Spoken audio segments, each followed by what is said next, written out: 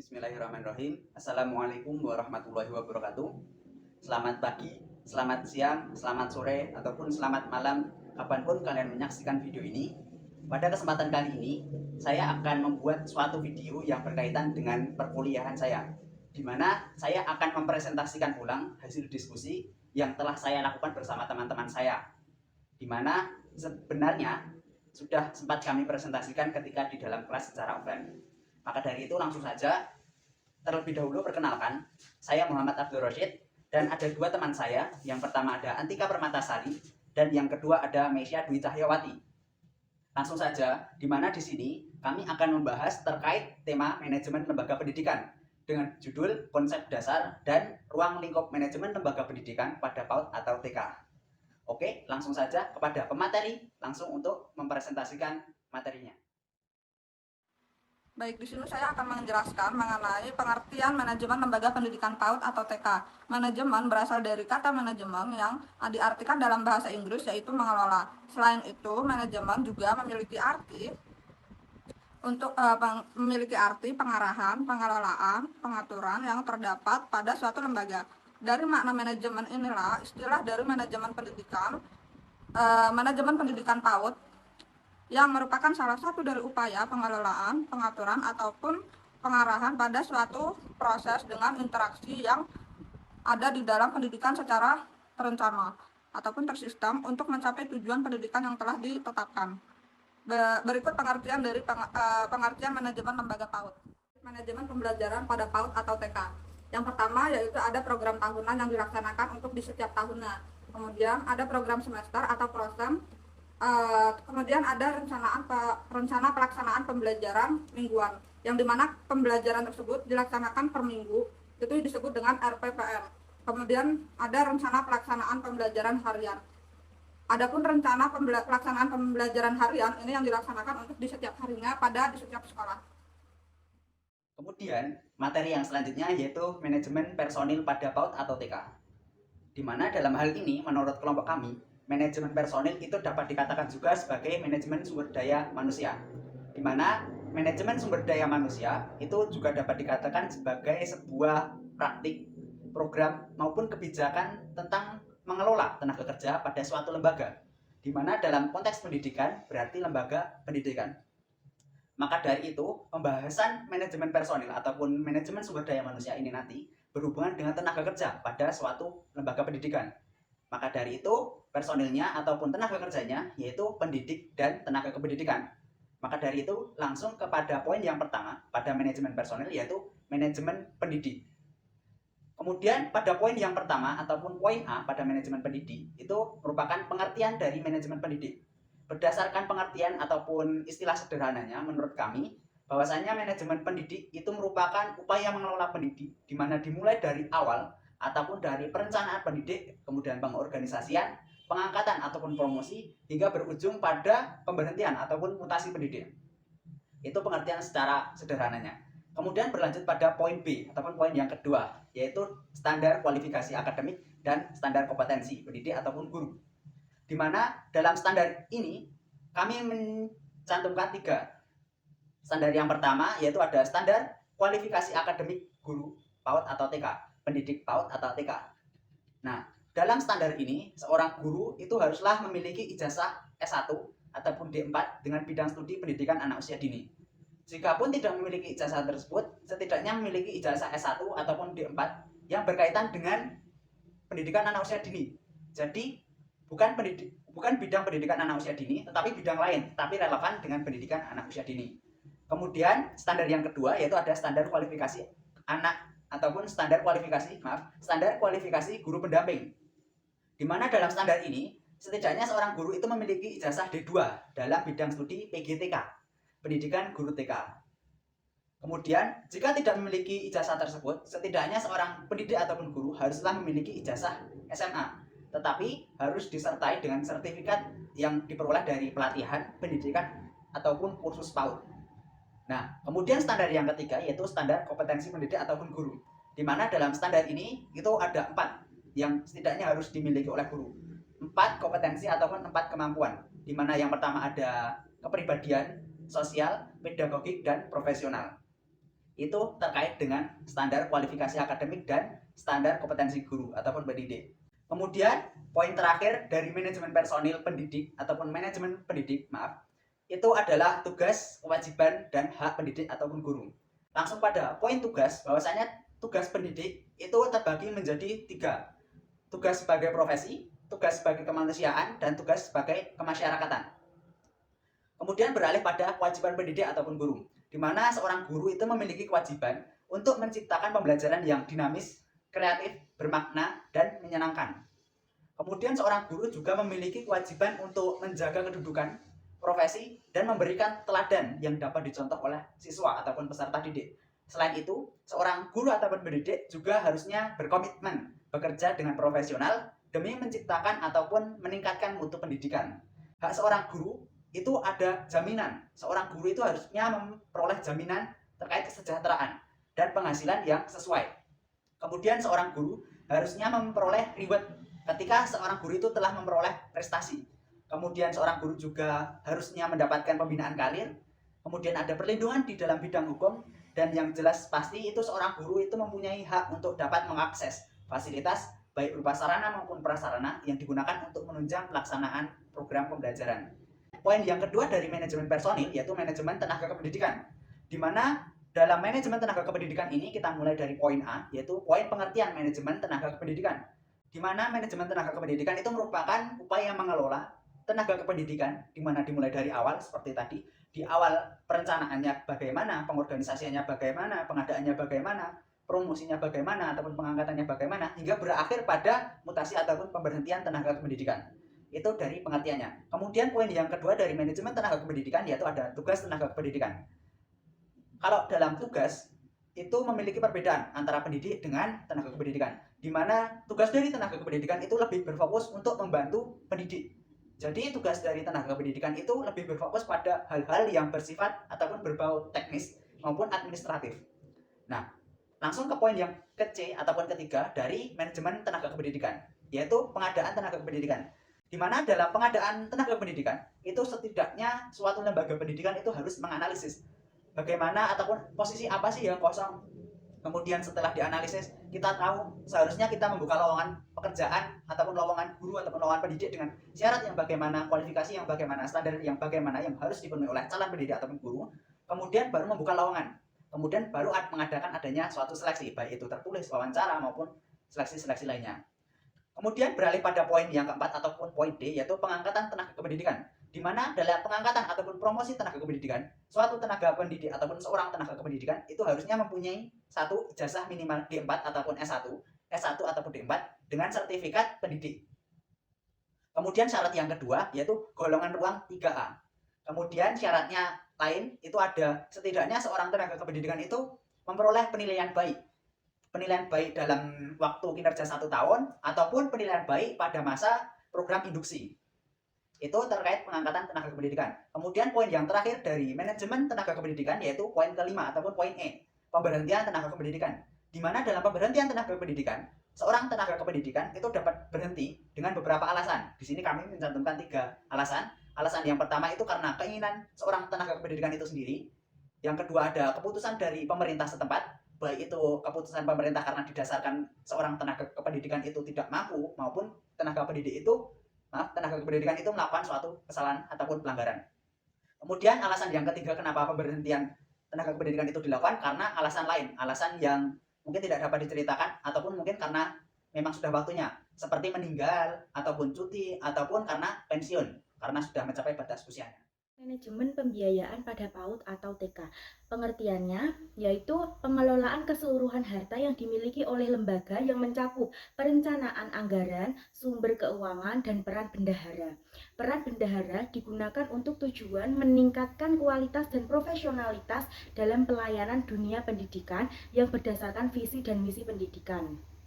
Lalu administrasi manajemen pembiayaannya itu ada 3 pihak yang berperan dalam hal ini, antara lain yang pertama ada otoritas, yang kedua ada ordonator, dan yang ketiga ada bendaharawan.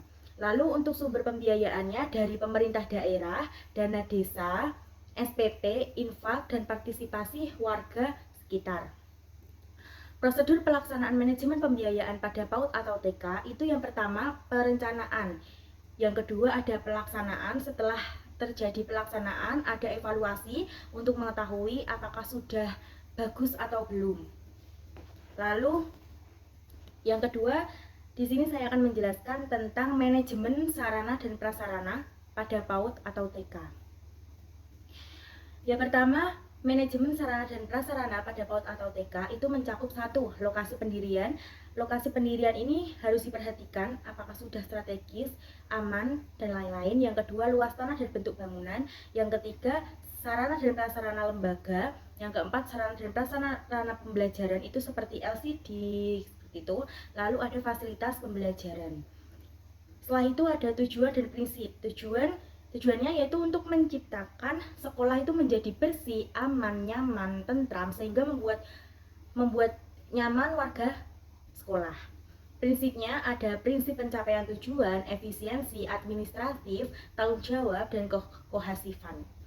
Lalu ada manajemen perawatan pada sarana dan prasarana. Yang pertama, perencanaan fasilitas pembelajaran. Yang kedua, pengadaan fasilitas pembelajaran. Yang ketiga, pencatatan fasilitas pembelajaran. Yang keempat, mengawasi fasilitas pembelajaran. Dan yang kelima, memelihara fasilitas pembelajaran. Kemudian materi yang selanjutnya yaitu manajemen humas ataupun manajemen hubungan masyarakat. Di mana dalam hal manajemen humas ataupun manajemen hubungan masyarakat, di sini kami mencantumkan 3 poin. Di mana poin yang pertama itu merupakan arti penting, kemudian poin yang kedua itu tujuan, poin yang ketiga itu media ataupun alat. Dimulai dari poin yang pertama, arti penting. Jadi manajemen hubungan masyarakat ataupun hubungan masyarakat itu merupakan poin yang sangat penting bagi sekolah karena akan berhubungan dengan cara kerjasama maupun kolaborasi. Jadi menurut kami ketika suatu sekolah ingin maju itu harus harus mendapat dukungan dari masyarakat. Begitu juga sebaliknya, ketika suatu masyarakat ingin maju, setidaknya harus mendapat dukungan dari pihak sekolah. Maka dari itu, keduanya itu merupakan sesuatu yang tidak dapat dipisahkan. Jadi harus mempunyai tujuan yang sama untuk membangun individu ataupun manusia. Kemudian beralih pada poin yang kedua, tujuan dari hubungan masyarakat. Di mana tujuan dari hubungan masyarakat dengan sekolah itu yang pasti pertama untuk menjaga keberlangsungan hidup sivitas sekolah, kemudian untuk meningkatkan mutu ataupun kualitas pendidikan di sekolah. Kemudian poin yang selanjutnya yaitu untuk memperlancar proses belajar mengajar. Nah, poin terakhir dari manajemen hubungan masyarakat ataupun manajemen humas yaitu media dan alat yang digunakan oleh hubungan masyarakat.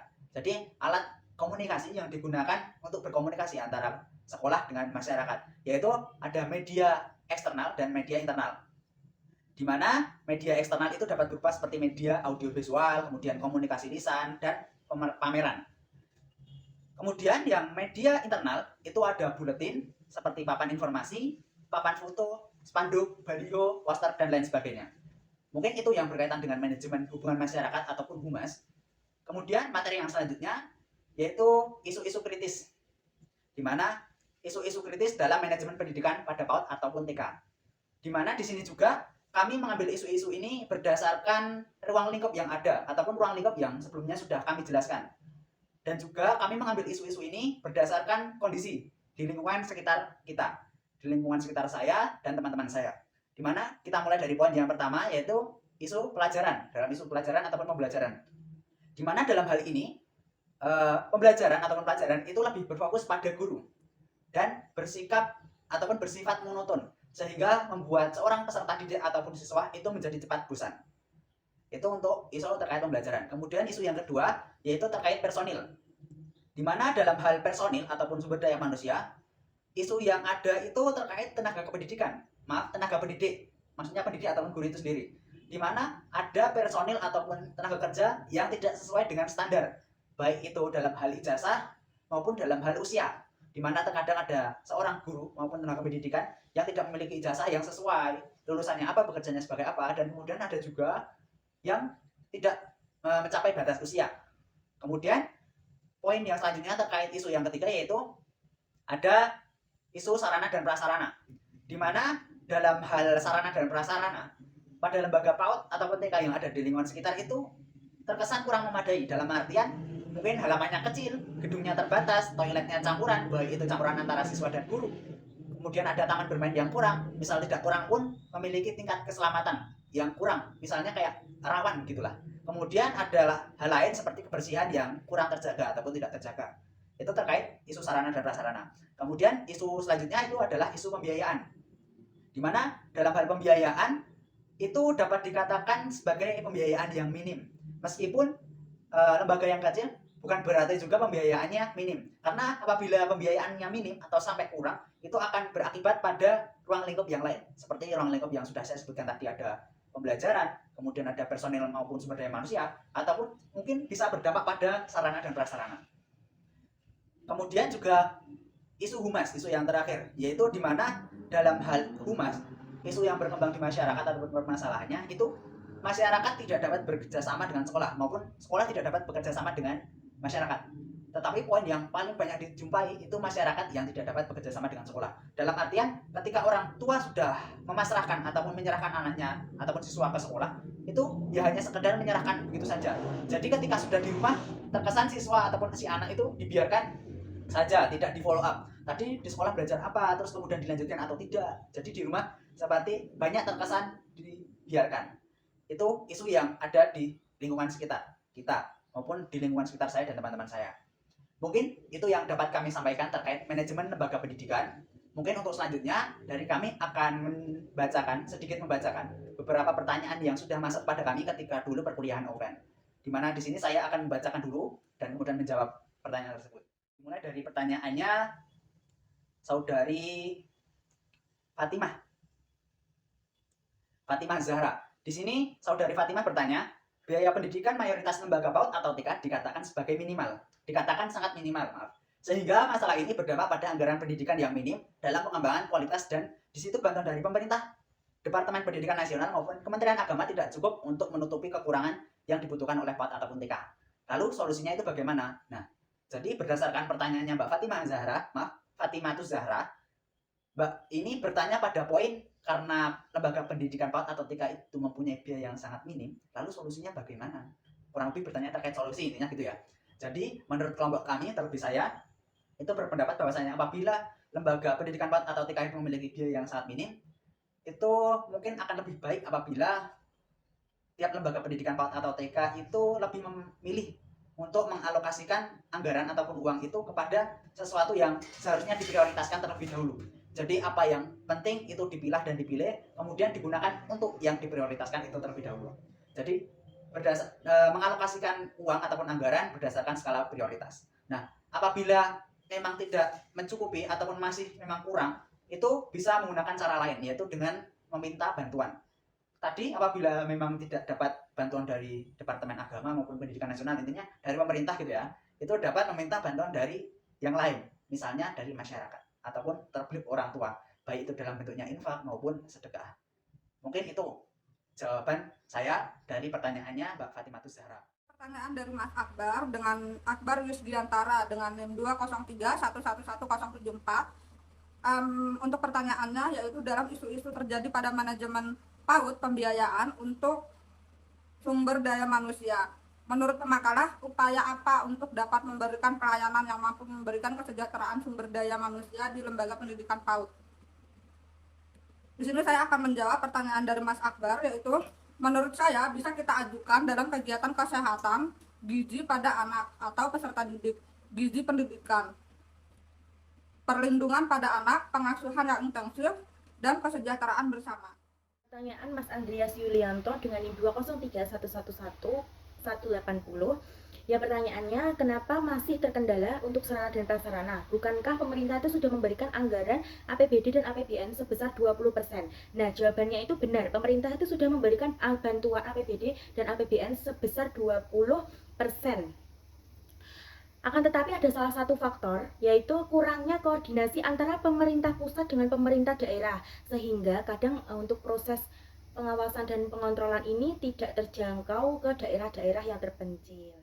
Pertanyaan dari Mbak Asita Ayu Isna, yaitu dari manajemen sarana prasarana di PAUD, apakah ada upaya untuk memastikan bahwa sarana prasarana di PAUD sudah terjamin aman untuk anak dan sesuai dengan kebutuhan anak-anak di usia dini? Saya akan menjawab dari pertanyaan dari Mbak Asita Ayu Isna, yaitu keberadaan sarana dan prasarana di sekolah tidak menjamin semata-mata diadakan begitu saja, melainkan ada beberapa aturan yang telah menjadi syarat keberadaan pada di setiap jenjang sekolah. Namun, ada aturan-aturan tersebut sudah dibuat dari pemerintah pusat dengan mempertimbangkan kebutuhan di setiap jenjang yang ada di sekolah. Mungkin itu yang dapat kami sampaikan terkait materi maupun pertanyaan dan jawaban yang sudah kami sampaikan sebelumnya. Pada kesempatan kali ini kami terima kasih atas perhatian penonton semua. Dan kami mohon maaf apabila ada kesalahan. Sekali lagi terima kasih. Sekian dari kami. Wassalamualaikum warahmatullahi wabarakatuh.